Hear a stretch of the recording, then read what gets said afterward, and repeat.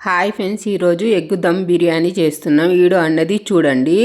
Eggs boil చేసుకొని పెట్టుకోవాలి. First కొంచెం బాస్మతి బియ్యం నానబెట్టుకొని ఉంచుకోవాలి కడుక్కొని. బాయిల్ అయిన ఎగ్స్ని పొట్టు తీసేసుకొని ఒక ప్లేట్లోకి పెట్టేసుకోండి. పెరుగు పచ్చడి చేసుకుందాము. ఇంతలోకే క్యారెట్, అల్లం ముక్క, ఉల్లిగడ్డలు కట్ చేసుకొని పెట్టుకోవాలి. క్యారెట్, అల్లం ముక్క తురిమి పెట్టుకోండి. కొత్తిమీర కొంచెం తీసుకోండి.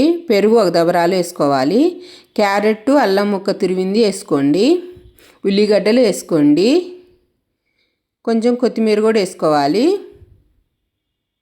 కొంచెం సాల్ట్ వేసుకోండి. వేసి మంచిగా కలపండి. కొంచెం వాటర్ పోసుకోండి.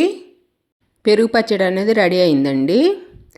3 ఉల్లిగడ్డలు తీసుకొని ఇలాగా పొడుగ్గా కట్ చేసుకొని పెట్టుకోండి. బిర్యానీలోకి కావాల్సింది జాపత్రి, జాజికాయ, స్టార్ పువ్వు, దాల్చిన చెక్క, ఇలాచి, బిర్యానీ ఆకు. ఫస్ట్ రైస్ కోసమని కొంచెం వాటర్ పెట్టేసి వాటర్లో సాల్ట్ అని ధనియాల పౌడర్ వేసేసి కొంచెం ఆయిల్ వేయండి. ఆయిల్ వేస్తే పలుకు మీద ఉంటుంది, అన్నం మంచిగా ఉంటుంది. కొంచెం షాజీరా వేసుకోండి. కొంచెం బిర్యానీ ఆకు వేసుకోండి. ఇంతలోకి దవరా పెట్టేసుకోండి. పొడుగ్గా కట్ చేసుకున్న ఆనియన్స్ అన్నది వేపుకోవాలి. దమ్ పట్టించేటప్పుడు ఈ ఆనియన్స్ వేయాలి, ఎర్రగా వేగాలి. అంతలో కొంచెం తాలింపు కోసం 2 ఉల్లిగడ్డలను 2 పచ్చిమిరకాయలు అనేది కట్ చేసుకొని పెట్టుకోండి.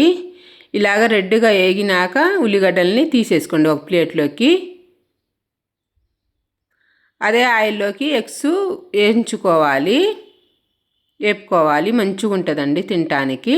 ఇలా కొంచెం పసుపు వేసేసి రెడ్గా వేగనియండి. ఇది ఎసురు రాగానే ఎసుట్లోకి అర్ధగంట సేపు బాస్మతి బియ్యాన్ని నానబెట్టుకున్న బియ్యాన్ని ఇప్పుడు ఎసుట్లో వేసుకోవాలి. ఇలాగ వేగినాక ఒక ప్లేట్లోకి తీసేసుకోండి. అదే ఆయిల్లోకి పచ్చిమిరకాయలు, ఉల్లిగడ్డలు కట్ చేసుకుని వేసుకోండి. వేసి కలపండి. ఇది మొత్తం బిర్యానీ ఆకు, జాపత్రి, జాజికాయ, ఇలాచి వేసుకోండి తాలింపులోకి.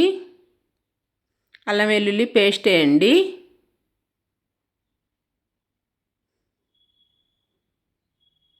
కొంచెం చికెన్ మసాలా వేసుకోండి. కొంచెం కారం వేసుకోండి. కొంచెం ధనియాల పౌడర్ వేయండి. వేసి కలుపుకోండి. పెరుగు తీసుకొని పెరుగు కూడా వేసుకోవాలి. సరిపోయినంత పెరుగు వేసుకోండి గ్రేవీ కోసం అని. వేసి మంచిగా కలపండి కలిసేటట్టు.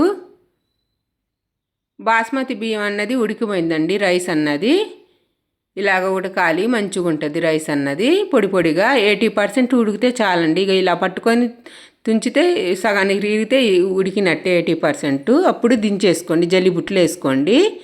కొంచెం లెమన్ వాటర్ వేయాలి. లెమన్ వాటర్ వేసి కలుపుకోండి. కొంచెం కస్తూరి మేతి వేయండి. వేసి కలుపుకోండి. సరిపోయినంత సాల్ట్ అన్నది వేసుకోండి. సాల్ట్ వేసేసి కలుపుకోండి.